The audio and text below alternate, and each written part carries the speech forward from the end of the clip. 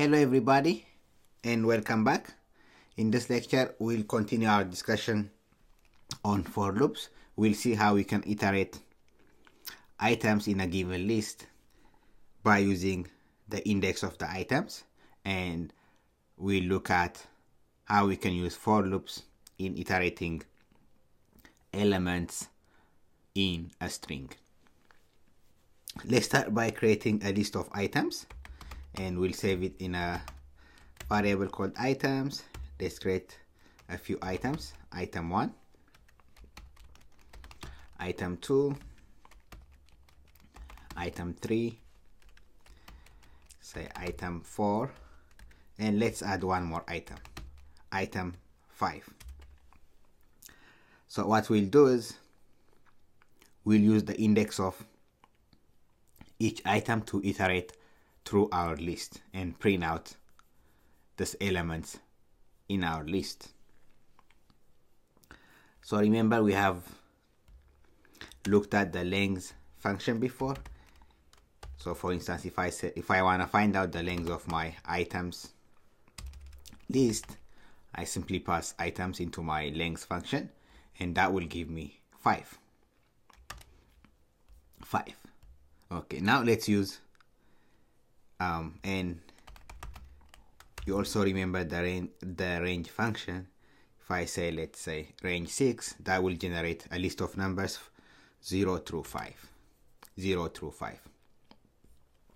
So what we'll do is we'll pass the range function into the length of these items. So in this case, range and then length of our items. So that will be, we'll use this as our index. So if we pass that, we get 0, 1, 2, 3, 4, which is correct, right? Index 0, 1, 2, 3, 4. So we'll combine both the length and range functions to find out the index of our items. So we can say for I in range, then we'll pass length of our items object, which is a list, colon, then we'll print out our items. Then we'll print our items at index I. So if we run this, we get item 1, item 2, item 3, item 4, and item 5. So for I in range, length of the items, so length of my items is this range, length of my items is 0, 1, 2, 3, and 4. Then print items, which is this, at index I. So index I will be index 0, 1, 2, 3, 4.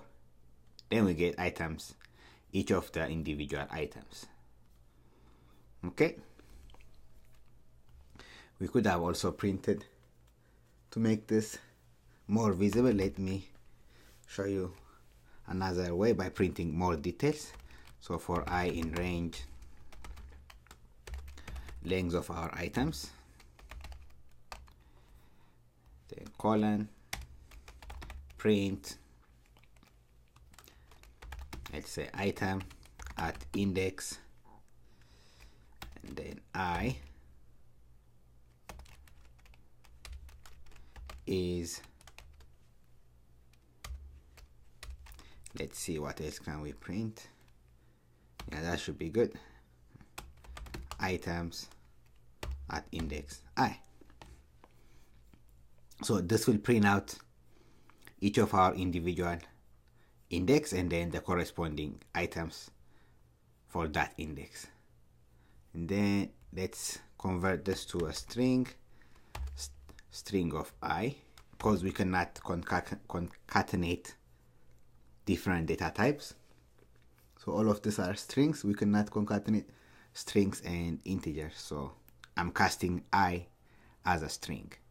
So let's print this. Okay.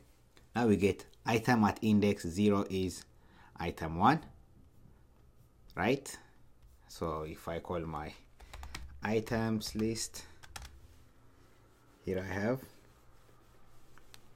So item at index 1 is item 2, and then at index 2 we have item 3, and so on, right? Okay. Let's look at one more example.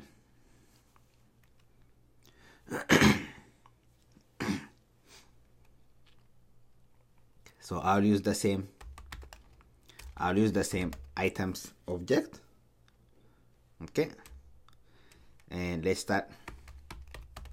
Let me define another variable number, and I'll set it to be equal to 1, and we can say for item in items, let's print number and then item.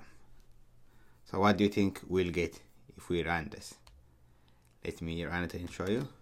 So we get 1, item 1, 1, item 1, 1, item 3, item 4, and so on.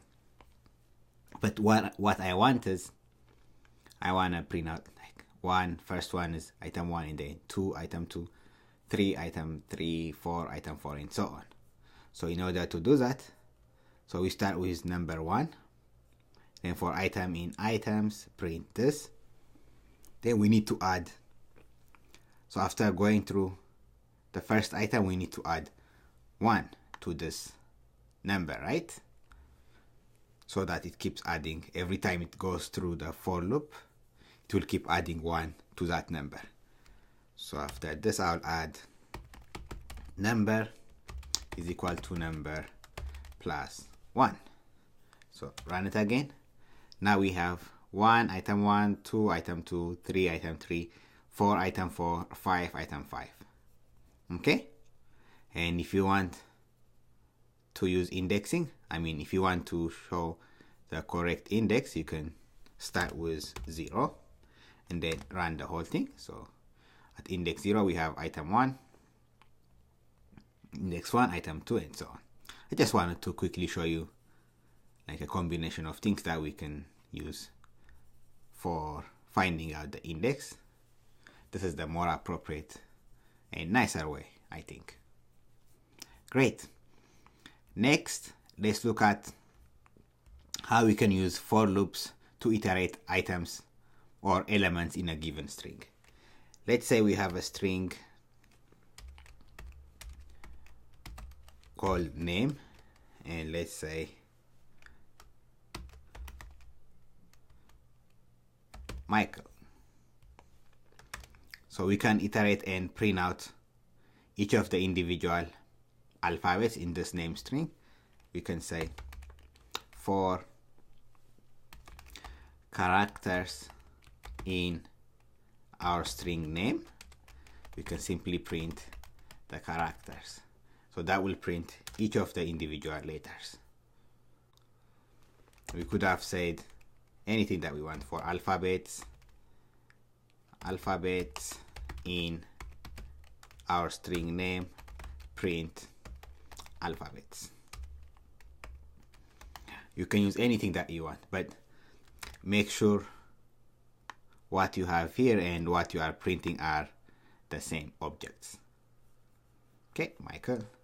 I could have said for I in my string name, print I. That's also possible. Let's see another example. String name is equal to today is a great day to jog. So let's run this. We can say for characters in our string object, in our string name, print characters. So that will print out each of the individual elements or alphabets in the list, including this empty space. So today, and then each of them. We could have also said, let's say, for elements in, let's say, today is called print elements. So today is called, each of the characters are printed one by one. So we can directly pass our string in the for loop. Okay, let's look at one more example. Let's say for name in, so the earlier example we saw, for name in Michael, print name, run it, we got name. Yeah, that's all I have for this lecture. In this lecture we saw how we could use for loops in iterating elements in a string, and we looked at a couple of examples of how we can iterate by using the index of our items in a given list. Thank you everyone.